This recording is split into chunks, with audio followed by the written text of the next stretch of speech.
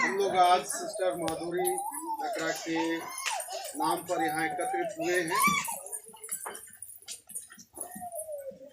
कई लोगों के मन में, गांव घर के लोगों के मन में जब पहली बार देख रहे कि सिस्टर बनी है और उनका मंडप, हल्दी और ये सब का बातें कई लोगों के लिए समझ में नहीं आता है। सिस्टर का मन्नत दिसंबर में हुआ, सिस्टर बन गई। उसके बाद में घर का रीति रस्म समाज के लोगों के लिए ये दस्तूर बताने का कि ये अपना जीवन जो चुन चुकी है और उस रास्ते में जा रही है। और आज अभी जो रीति रस्म कर रहे हैं, हमारे पुरखों की परंपरा, पुरखों का संदेश, और जो शादी में जो किया जाता है रीति रस्म, वही रीति रस्म कर रहे हैं। और जो पुरखे जो संदेश देते हैं इस रीति रस्म से, जो शादी करते हैं उनके लिए जो संदेश है, उन्हीं संदेशों में से कुछ संदेश सिस्टर इसी रीति रस्म से अपने लिए संदेश लेकर के जाएगी कि इस रीति रस्म में हम क्या क्या करने जा रहे हैं।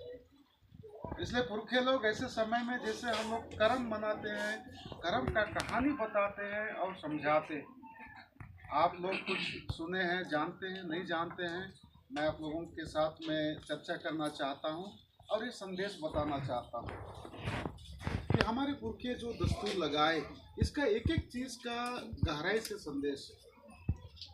जब से पुरखे उस समय से था जिस समय उनके लिए घर, मकान, कपड़ा, टेंट और ये सब नहीं था, जंगल झाड़ में रहना, इसलिए तब से लेकर के ये सराय का डाली, सराय का मड़वा हमारे पुरखों ने परंपरा बनाया।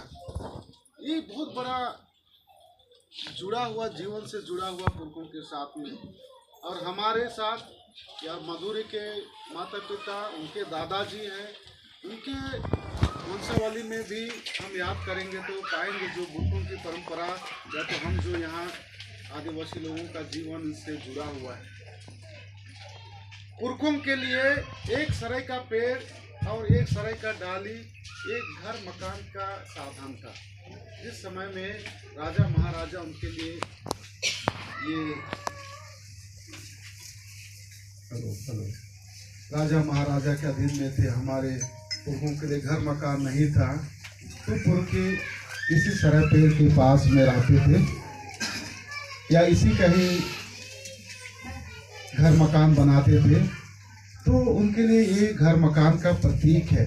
ये इसे झमेड़ा जो भी झाला बनाए हैं, माधुरी के लिए भी याद है कि आपके जो जीवन चुने हैं, जिसे शादी वालों के लिए कहा जाता है कि ये नया घर निर्माण करने का समय, नया घर की निर्माण करने का समय, तो ये संदेश है।